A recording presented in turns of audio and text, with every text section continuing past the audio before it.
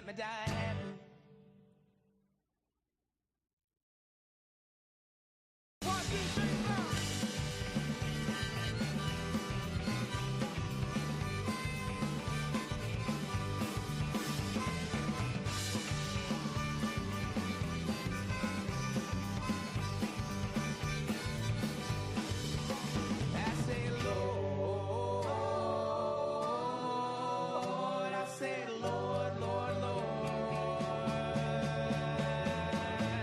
Let me die happy.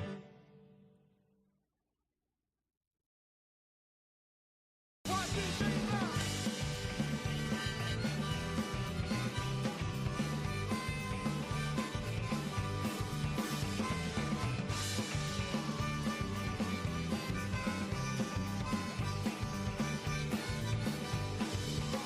I say, Lord, I say, Lord, Lord, Lord, won't you let me die happy?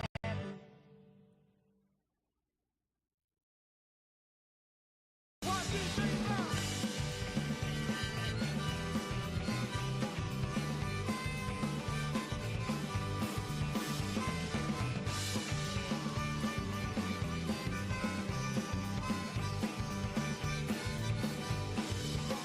I say, Lord,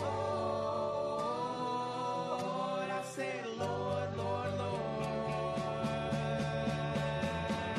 won't you let me die happy?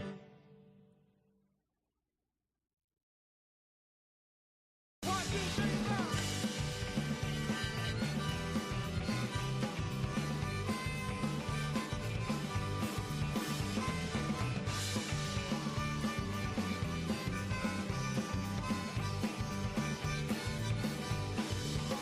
I say, Lord, I say, Lord, Lord, Lord, won't you let me die happy?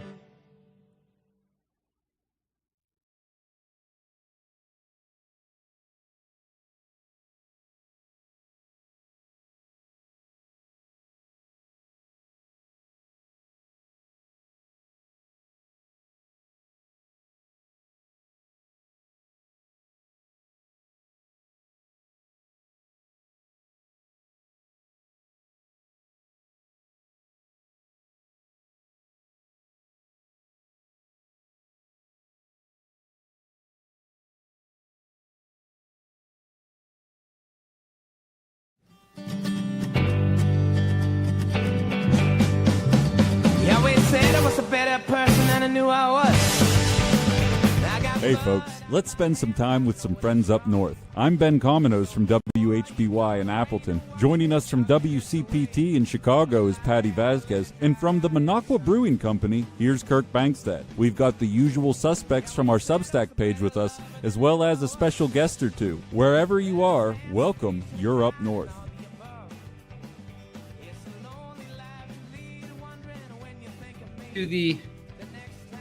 Hello, everyone, and welcome to the Up North podcast. This is Kirk Bankstead. I am in the Madison tap room right now, the Minocqua Brewing Company tap room, where we do this podcast every single week. We have a lot of our panelists here with us, and we have some guests. I want to introduce everybody right away.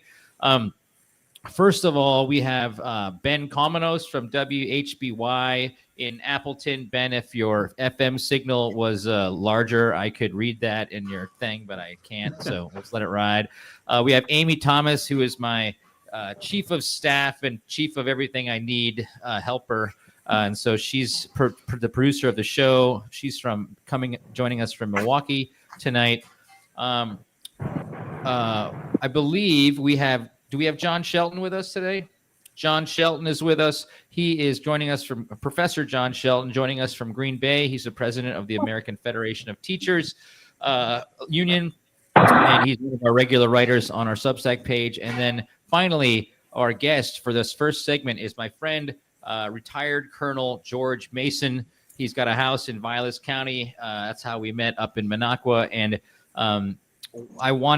he is protesting the Texas National Guard, which has just entered the outskirts of Chicago, and he just kind of texted me some pictures today early, and I thought we had a whole nother segment planned, and I was like, this is too important to pass up.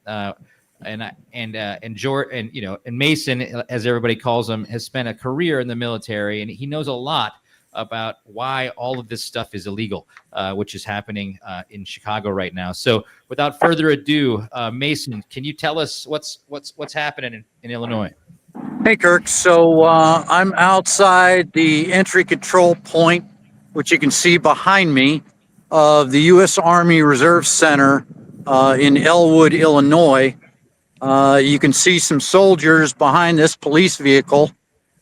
Those soldiers are wearing the patch of the 36th Infantry Division, Texas Army National Guard, and they have been deployed by order of the President and the Secretary of Defense with the permission of the Governor of Texas to exert control on the citizens of the state of Illinois.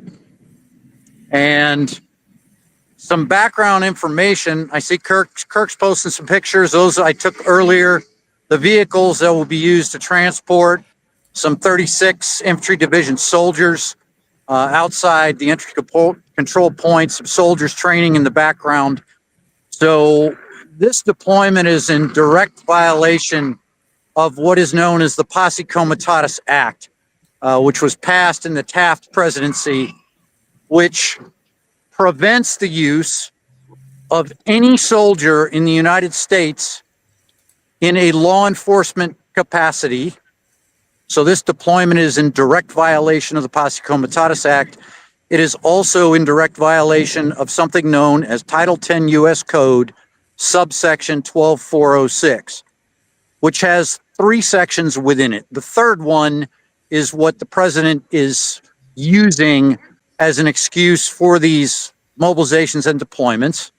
And that section states that whenever the president is unable to carry out the laws, federal laws of the republic, he may use the military to do so. However, here in the state of Illinois, at no point in time has any federal agent been prevented from carrying out the federal laws of the republic.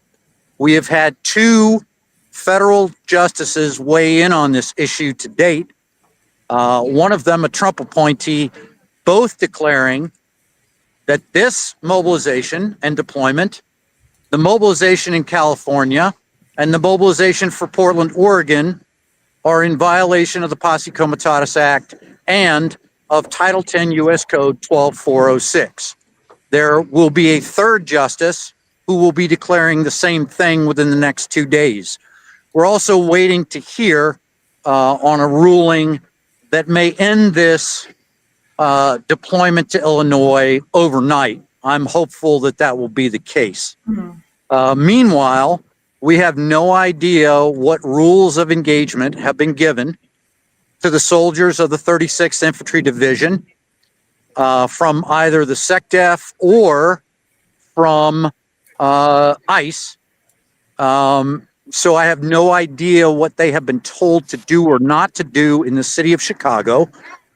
This Sunday, while I was on the beach at Navy Pier in a peaceful city in Chicago, that evening ICE raided an apartment building and zip-tied 12 children, brought them outside, half naked, outside, while their parents were being hauled away, and they were ultimately being hauled away.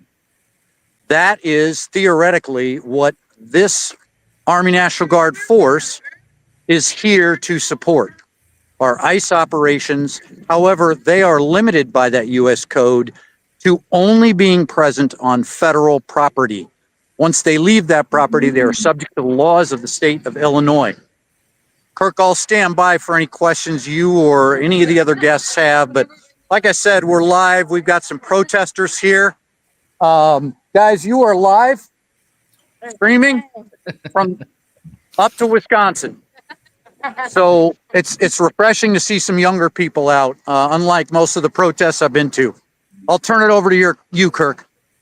Yeah, Mason, we appreciate all the insight you just gave us on how things are going on down there. You just elaborated on your boots on the ground approach here to what's going on. What is the general vibe down there? What are you seeing? How are people behaving? What are your feelings about the environment there? So the protest I was at Haymarket Square recently involved about 3,000 people and overwhelmingly against what was being done. But this area, Elwood, is relatively rural. Behind me is a Trump supporter screaming at the protesters. We've had several vehicles drive by with American flags and a pickup truck honking, shouting at the protesters here. I'm sure this location will become much more active in the ensuing days.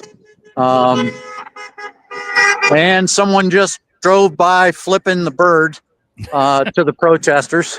So like I said, this is a rural area outside Chicago. I'm sure there are a good number of people out here who actually support another state sending their forces in to police and control their people. George, thank you. First of all, great name. Let's start with that. Evoking Thank you. Evoking the revolution. Thanks for being there, my brother. I think it's pretty telling that you had a protest at Haymarket Square, because a lot of people may not know this, but abuse of military power and militia power in this country has long been used against working people, especially against striking workers. So, this fits in with this, right? And we talked about this last week, that this is the most anti-worker president that we've had since at least the 19th century. My union president, Randi Weingarten, just wrote a book where she talks about the rise of fascist behavior. She doesn't call anybody a fascist, but she says we can clearly chart these fascist behaviors. I mean, is this, in your estimation, is this fascism? Is this fascistic behavior? Aside from the legal questions, which I think you outlined really well, how should we think about this in the sort of grand scheme of American history? Well, I think so. Let's go back to the term fascism, which applies to the Mussolini regime in the 1930s, and the symbol they used of fasces. It implies a contract between the government and corporations to expand that government's authority, those corporate authorities, and limit the rights of the people in that country. So if I look at what's taking place right now, are we edging on fascism? Yes, without a doubt. And there's a lot of reasons behind the mobilization that has given us a Donald Trump, and way too.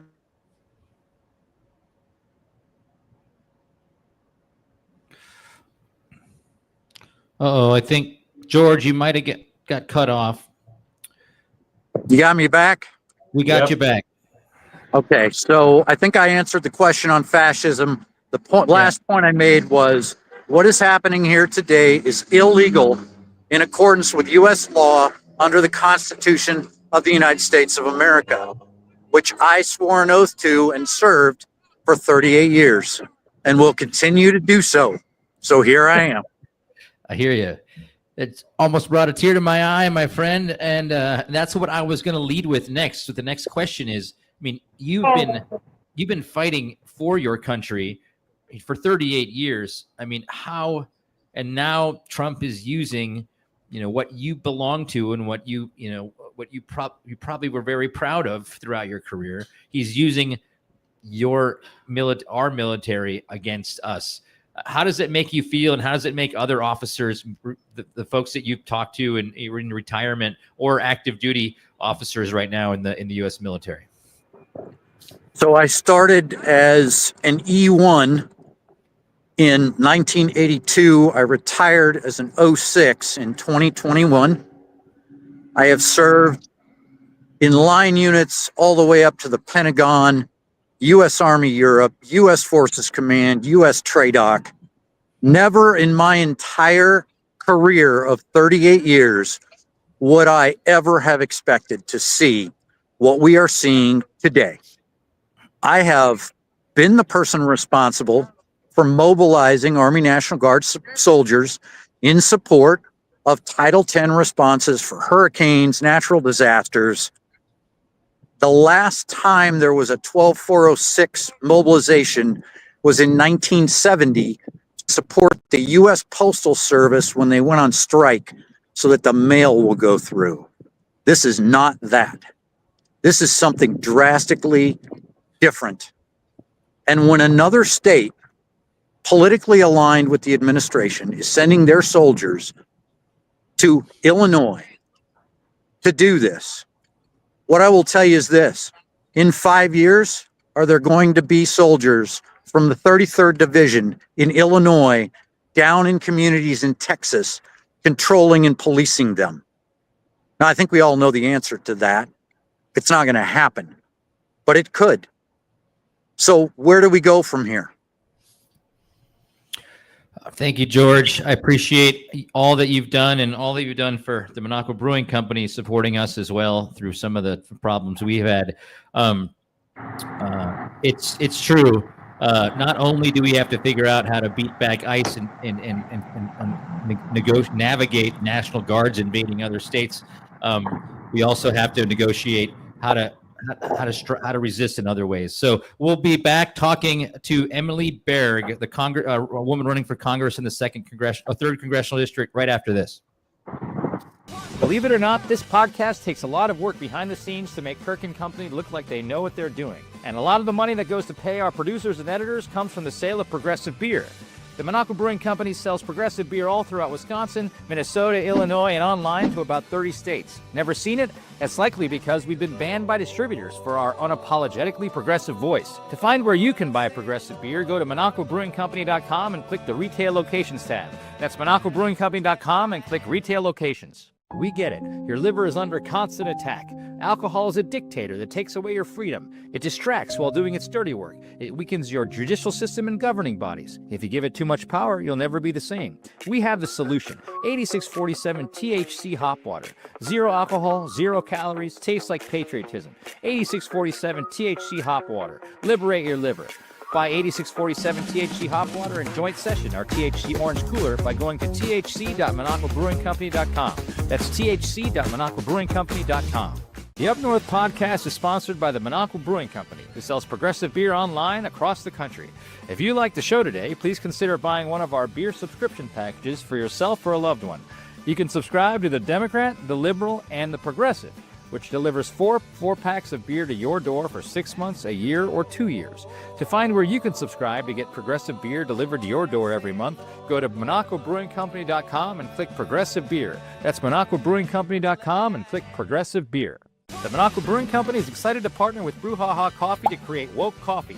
Get woke, go broke. That's what they say, right? Au contraire, mon frère. This gourmet coffee was awarded 2025 Roast of the Year at the Coffee Break Festival in Wisconsin, and it comes in both medium and dark roasts.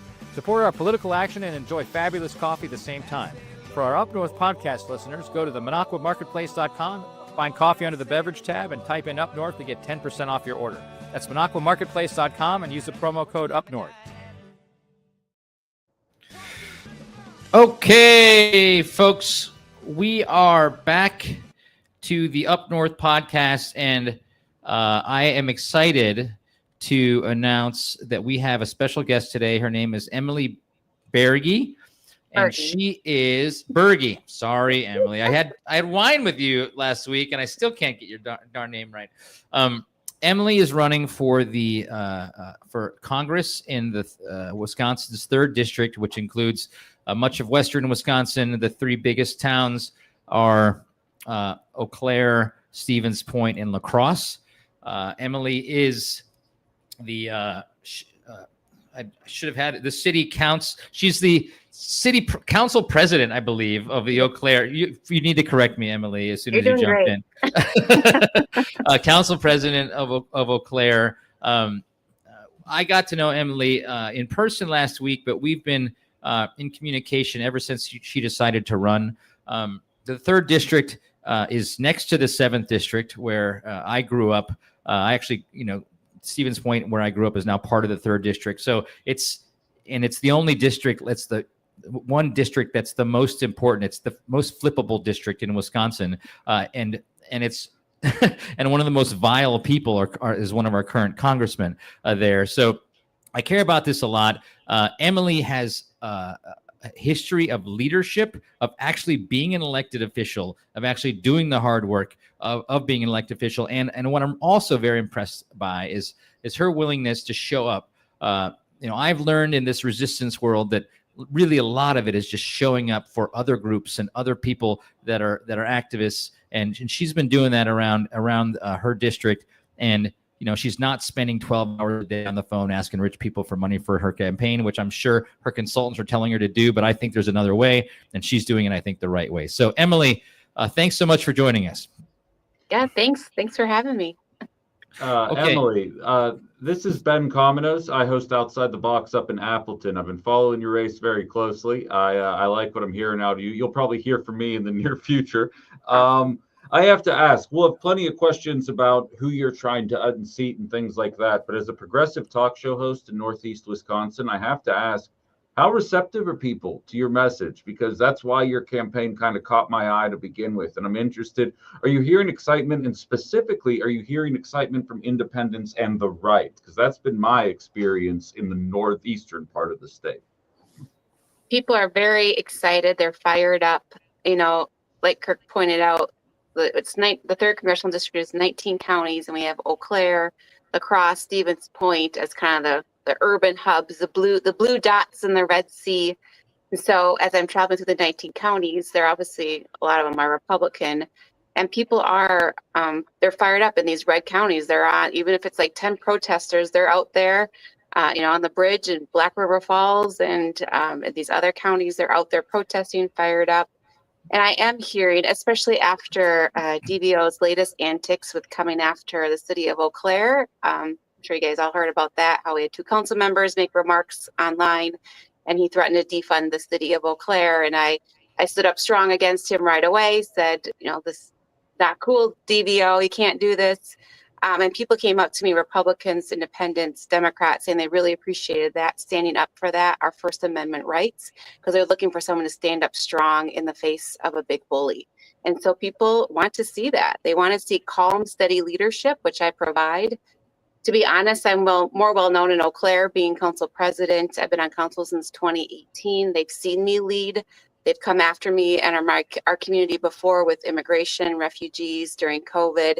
And they've seen me stand up again and again. So, that leadership is attractive to people. Emily, John Shelton here, president of AFT Wisconsin. Our union we're watching this race very carefully. We have not endorsed anybody yet. I do want to just say at the outset, really have heard great things we've got 3 locals in the Eau Claire area, heard great things about your leadership there on city council. So thank you for that. We've got, again, locals in Eau Claire, we've got locals in La Crosse and Stevens Point as well. So I know we've got a lot of members here paying attention to this. Obviously, most of the folks in our union are educators.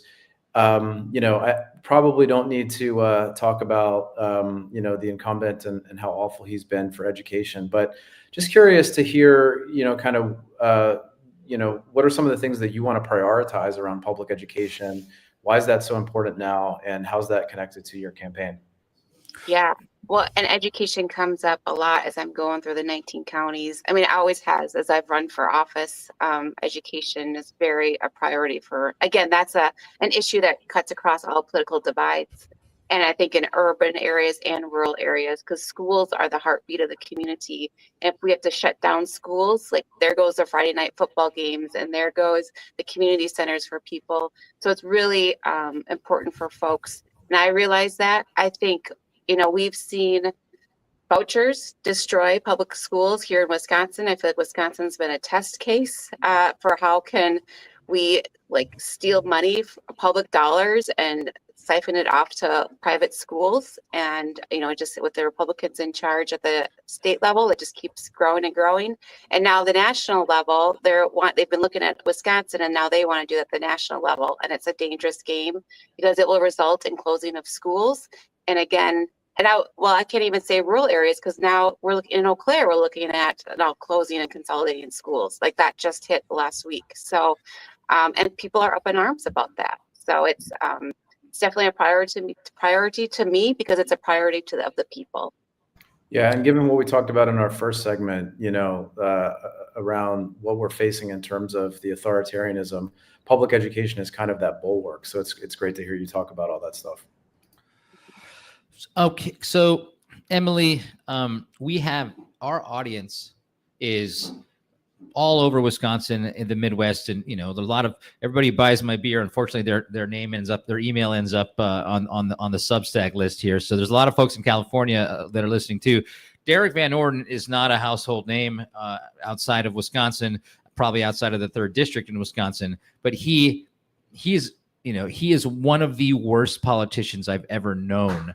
And I've lived in New York for a while. There's some pretty dirty ones there. Why is it so important? I mean, not just because he's a Republican and you're running as a Democrat. That to me is not what this is all about in the 3rd district. I think it's about decency versus bully. Can you tell me some of the reasons why, that what has he done? There's a pattern of aggression, his votes against working families and veterans, his alignment, with the extremist MAGA politics. What are some of the examples of this that you can give our listeners? Yeah, it's all of that, and it's the way he leads. You use the word bully, and I mean he leads by yelling, he leads by threatening. I mean it's just like Trump, and he's been emboldened by Trump. I worked hard. When he ran in 22, didn't want him to even get elected. I volunteered in that race. Again, I didn't want him elected last year. I volunteered, and he still keeps getting elected, which is why I'm running. It's time for a change. But like his behavior so I've been watching him, and his behavior keeps getting worse and worse. And I've worked with him as president here in Eau Claire. And he actually, I will give him, he helped us with some PFAS. We have PFAS in our water in Eau Claire, and we're building a $20 million PFAS removal facility. And, Tammy Baldwin gave us $1.7 million, and Derek Van Orden gave us $2 million. Of course, when he threatened the city of Eau Claire, he threatened to take away that federal funding, which again points to his leadership.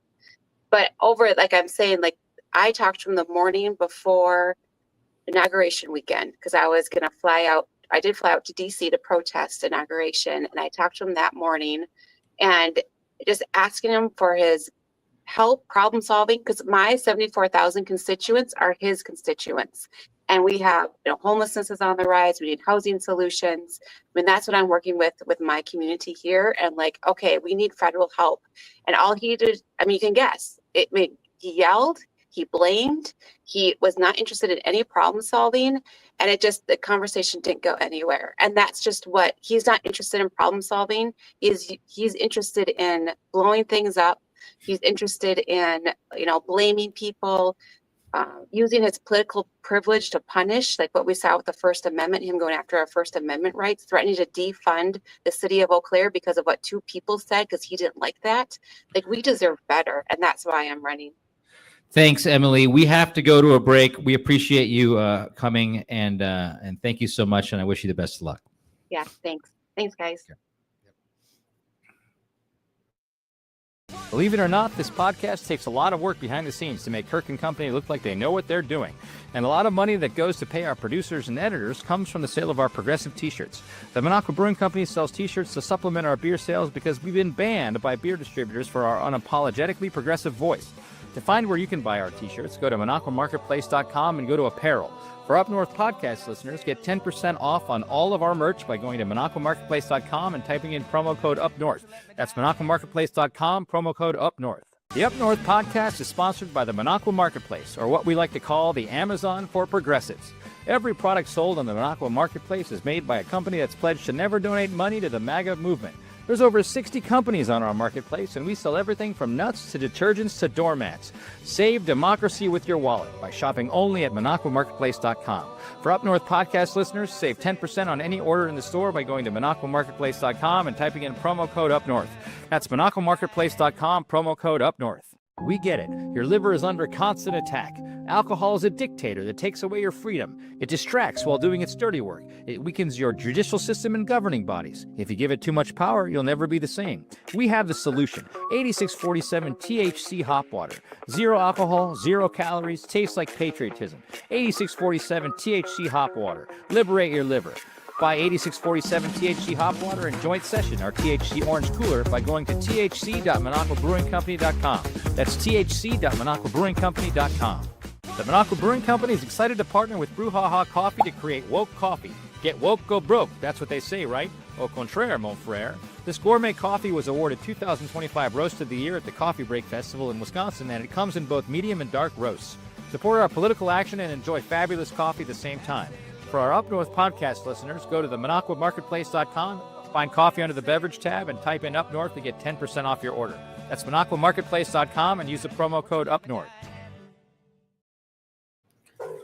And welcome back to the Up North podcast. I am Amy Thomas, and I'm here with Kirk Bangstead, Ben Cominos, and John Shelton.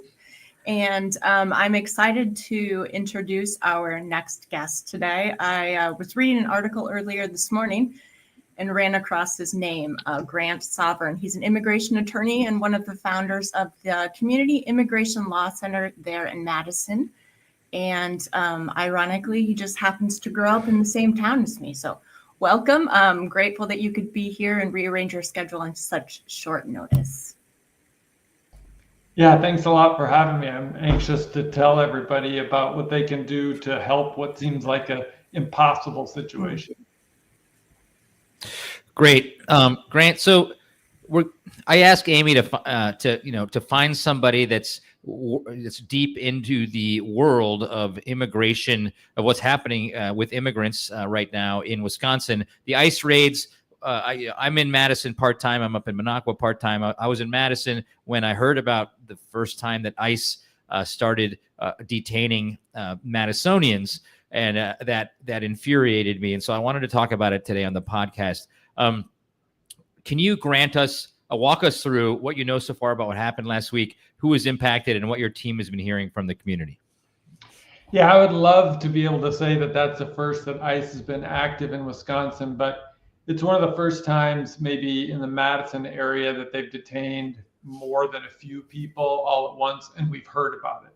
But ICE, since probably February of this year, has been actively going to people's homes and workplaces, but usually on a one-off basis, looking for one person.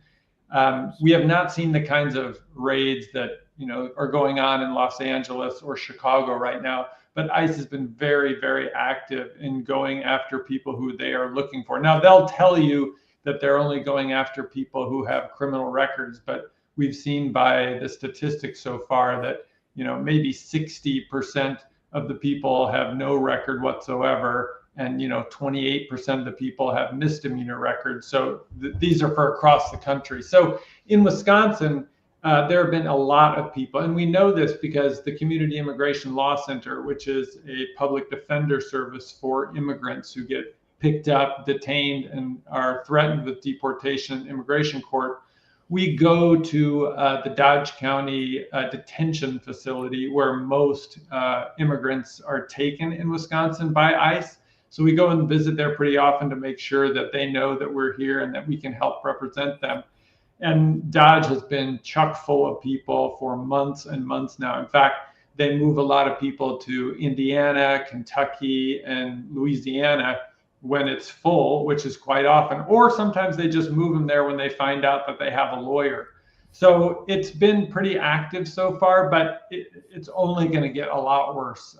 Congress allocated $150 billion to ICE. I don't know if you all remember during the campaign when a certain side advocated deporting all the undocumented people in America, and people said, 11 million people, you couldn't do that. It would cost $2 billion. No one would ever do that. And now they've allocated $150 billion to ICE, $8 billion to hire new ICE officers. So it's going to get a lot worse. We're going to see the mass raids that they're doing in Chicago and LA. It's only a matter of hiring enough people. So hey, Grant, go ahead, this is Ben Cominos from Outside the Box up in Appleton. I have a question for you here in terms of the process. You hear a lot of phraseology about disappearing people. You hear about questions about dubious representation, due process, or the lack thereof. What's the experience in this particular instance? How quickly are people being processed or transferred? Are they getting legal representation? What's it like on the ground there? Yeah, I mean, the effort by ICE is to try and grab as many people as they can without a lot of regard to what their status is. We know through reporting that they have quotas to arrest people. Fortunately, still here, they're going after the one-offs, but that doesn't mean that when they go to somebody's house or somebody's workplace that they don't pick up everybody that they can find there. And what happens usually is they detain somebody with some thought that maybe they have violated their status by overstaying a visa, by working without authorization, or being by being undocumented. But ICE officers have no idea what their actual legal status is. They just get a report that says, hey, let's try this person. So they go and grab them and take them to Dodge County Detention Facility or one of these others in other states and say, look, this is where you're going to sit for the next 2 or 3 years that it's going to take to process your case. Why don't you just sign away your rights to talking to a lawyer, or sign away your rights and agree to self-deport or for us to deport you now?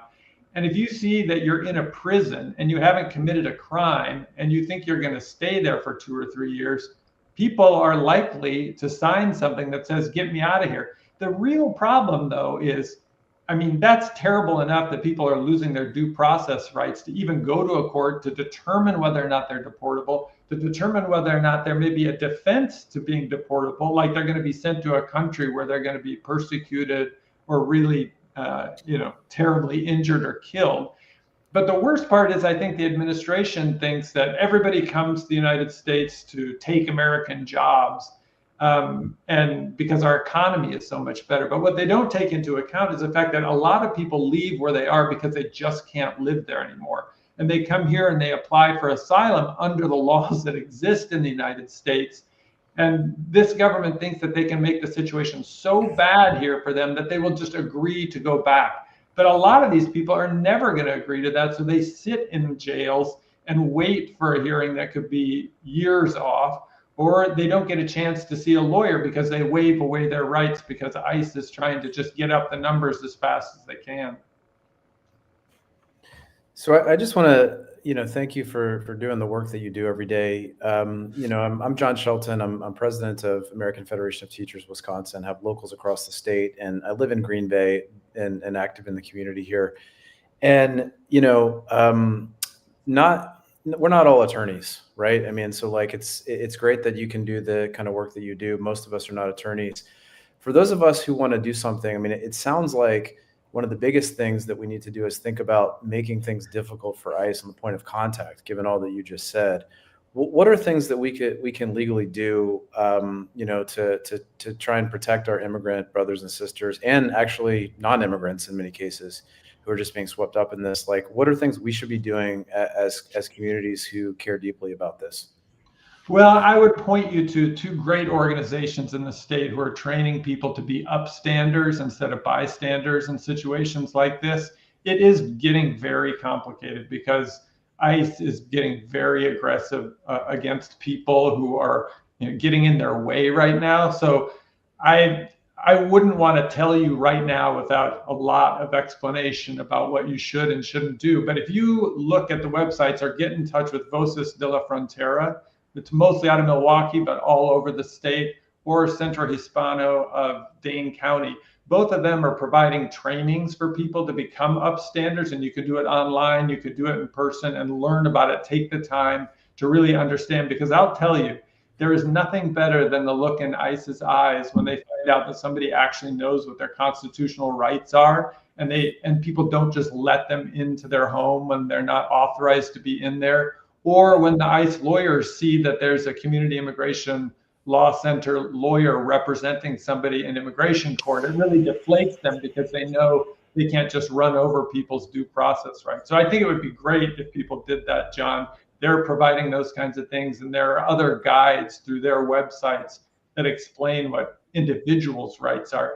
But I should tell you also, the thing that I think is making a real difference in what's happening right now is not only what people are doing themselves, but, this sounds a little self-interested, but our organization is about the most that anybody can do right now, which is provide a lawyer to somebody who's detained and held by ICE. Because there was an amazing study done when this guy was president the first time in 2017 in New York City.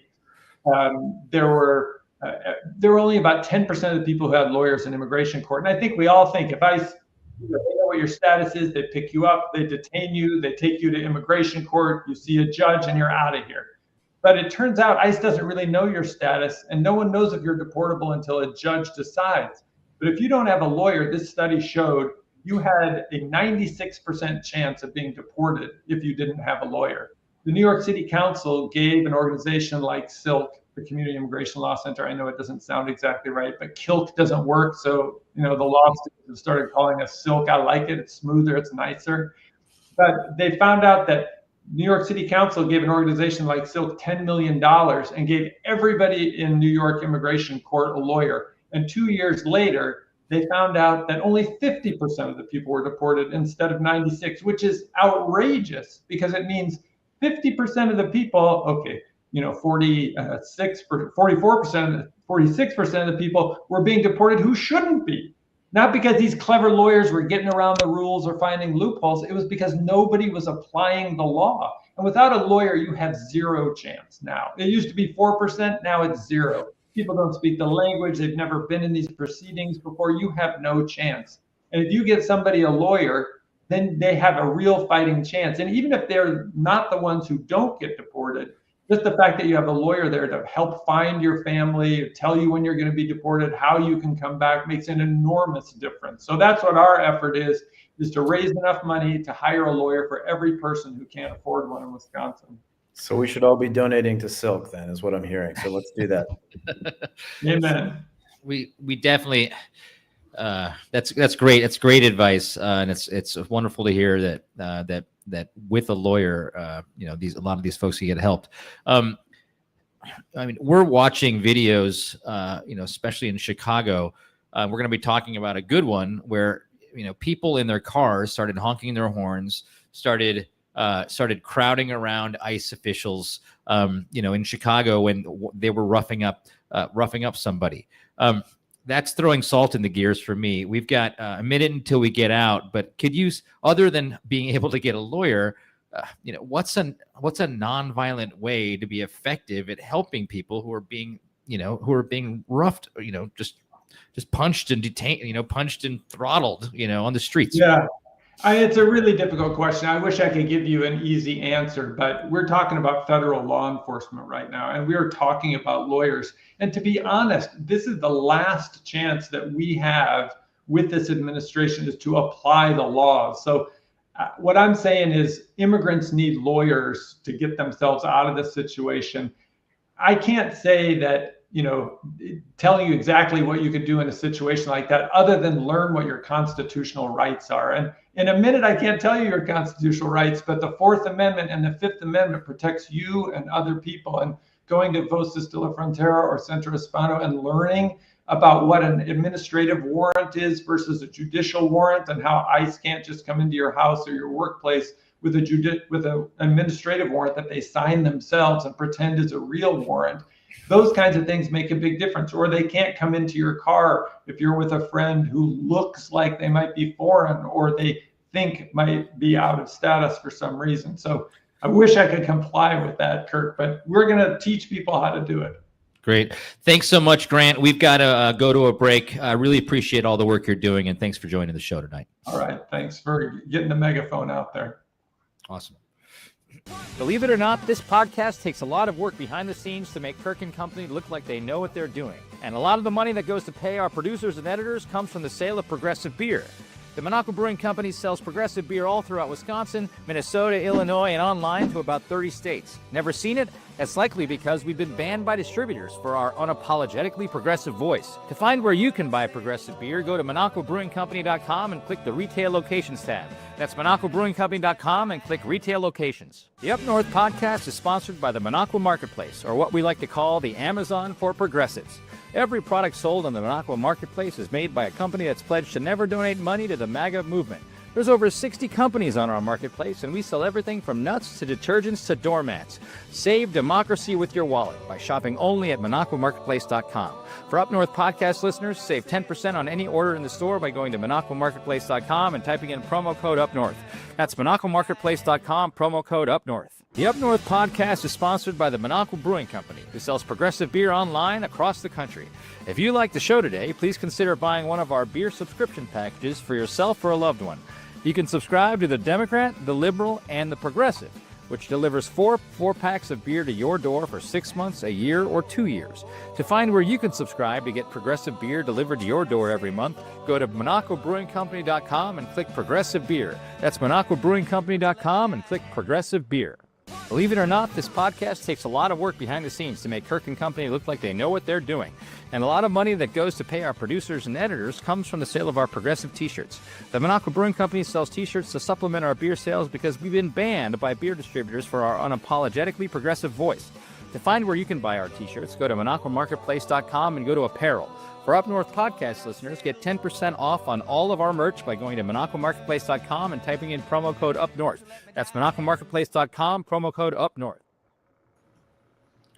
Well, hello, everybody. Ben Cominos here. Up North podcast is back up and running. Familiar faces still here. John Shelton, president of the AFT in Wisconsin.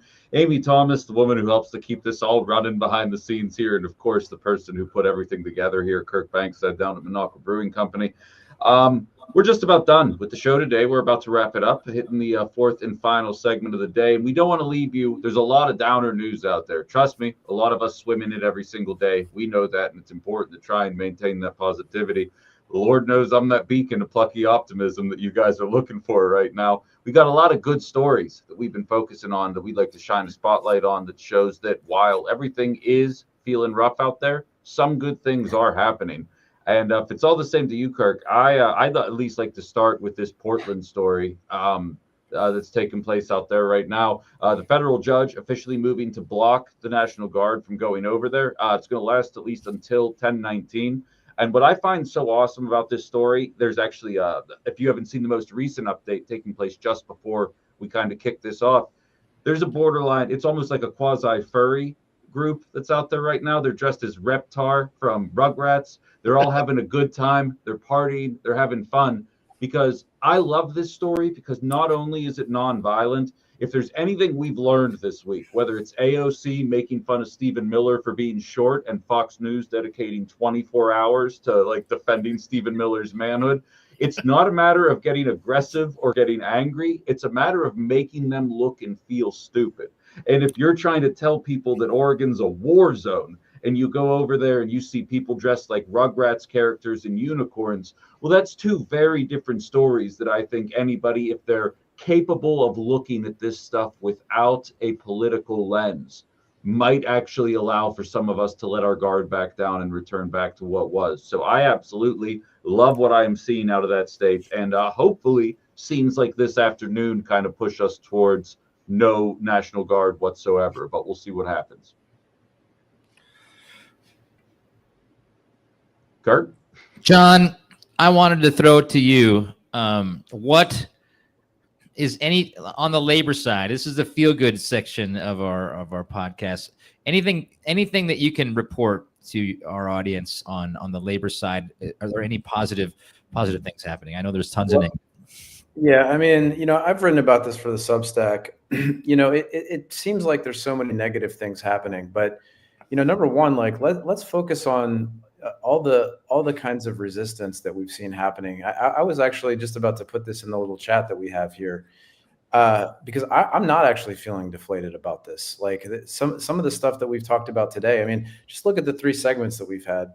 Number one, we've got the people standing up against essentially this half Can I swear? Can I swear? Okay. You can't because we're on radio in Chicago. Right? Okay, this messed up military occupation, right? And we've got people out there protesting in spite of the fact that, like, some Trumpers are going by and flipping them off. We've got, I don't know who's going to come out of that 3rd congressional district Democratic primary, but we've got 3 great candidates there. Like you heard Emily talk about why she was running. We've got people who are stepping up, to basically say, like, we're gonna do something about this and get this crazy person out of that congressional district. And then we've got this incredible work that's happening to support our immigrant brothers and sisters. And so, we all need to focus on what we can, like, we can't get bogged down in like feeling overwhelmed by what's happening in DC and all over the country. We need to focus on what we can do every single day to support ourselves and our communities. And I was just looking at recent polling. This comes out every year, public approval for labor unions, right? Public approval for labor unions is almost 70% in this country, including almost 90% of young people and about 40% of Republicans, okay? And what does that tell you? Well, it tells you, number one, hell of a lot more people should be in unions because they want to be in unions, and it's an embarrassment that our unionization rate in this country is about 11%. But what it tells you is that people are craving organization to do something about what they're facing, that people are realizing they cannot face this alone, and that only by joining together and building strong communities and strong organizations capable of resisting is how we're going to change things in this country, whether that's the inequality that exists in our economy, the fact that so many people are struggling to pay for the things that they need, and this president is making it infinitely more difficult for literally everybody, or whether it's doing something about it in the political system. So, like, I see all this stuff happening around us. I'm not sugarcoating it at all. It is dire. There are real consequences, especially for our immigrant brothers and sisters. But, you're seeing people across this country stepping up, and I am never going to be anything other than optimistic, especially when we have spaces like this to continue to push back. Every single one of these things matters. Every single one of these things adds up. Thanks, John. Amy, what's positive? What's a positive story that you've heard this week? Positive story. So when I think, like, I kind of want to piggyback off John because he's talking about community, and I'm seeing a lot of folks in Chicago pulling together and supporting the community there. So they've got people who are volunteering to show up as early as 4:30 and 5:30 in the morning outside of public schools to make sure that these students can make it in safely without having any issues or parents disappearing in the process. They're doing the same thing at the end of the day. They're walking them home from school. There's mutual aid that's growing in that community there. So folks who have been wanting to get involved but not really knowing how are finding their place. And so they're showing up, they're dropping off food, they're picking up clothing to take to the laundromat. They're doing pieces that I would have never thought that we would need to see. But I'm so grateful for that people are showing up and they're stepping outside of their comfort zone. They're bringing friends with them, and they're supporting people who really need it right now. So that gives me hope, and I need that. And so I appreciate all of you and everything that you do in your work and uplifting me. All right. Thanks, Amy. I wanted to make sure that everybody's up to date on a couple other positive things that happened in Wisconsin. So as much as I like to take punches at Attorney General Josh Kaul, because I don't think he does enough as Attorney General. He did seek this week to pause citizen verification orders for voters. It's an absolute terrible thing that, obviously it's a way to disenfranchise voters. The Republicans do it every single 2 years. They try to pass a new law to make it harder to vote, to turn people away. Josh Kaul is fighting that. Hopefully we win. Another thing that happened that I wanted to announce is that in almost every single election that's these special elections happening around the country, Democrats are winning in places that they typically haven't won. So in Fairbanks, Alaska, which is about as Republican of a state as you can get, Fairbanks, they just had a mayor that won that race. it's just a harbinger for the disgust I think that people are feeling with what's going on in America and with the leadership here. Now, the last thing I wanted to talk about in a fun way is the No Kings rally. You know, this is to me, and John tells me this stuff that I need to know about labor. To me, the No Kings rally that's coming up on October 18th is a stress test to see. It's not, John, you might question that, but it's a stress test to see how well we can organize people. And it sounds like it's going to be the biggest protest in the history of the United States. So we are able to organize people. The groups that are doing that, Indivisible, No Kings, Project 5051, and a whole, tons of other groups, they're all getting together, and I'll tell you, it's hard as heck to organize.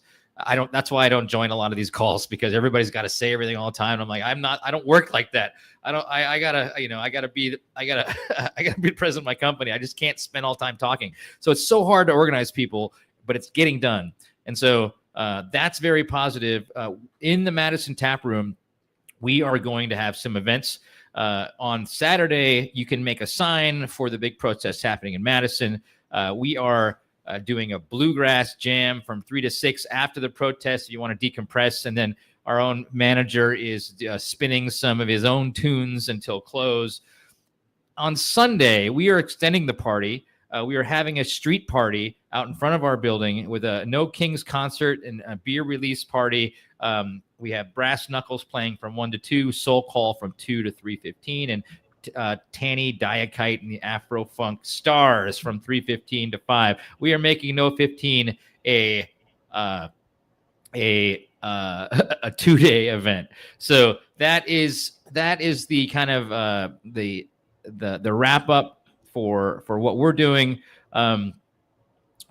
Ben, John, Amy, and thanks to our technical directors who finally figured this thing out today, which is Max and McKenna.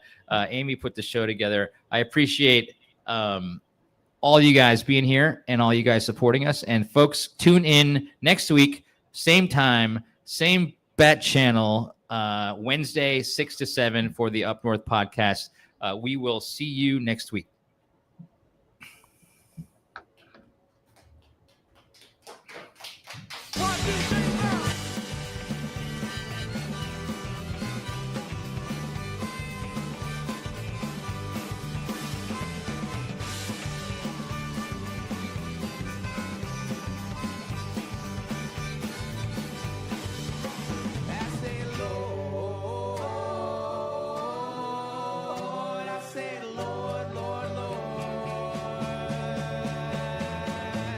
Let me die.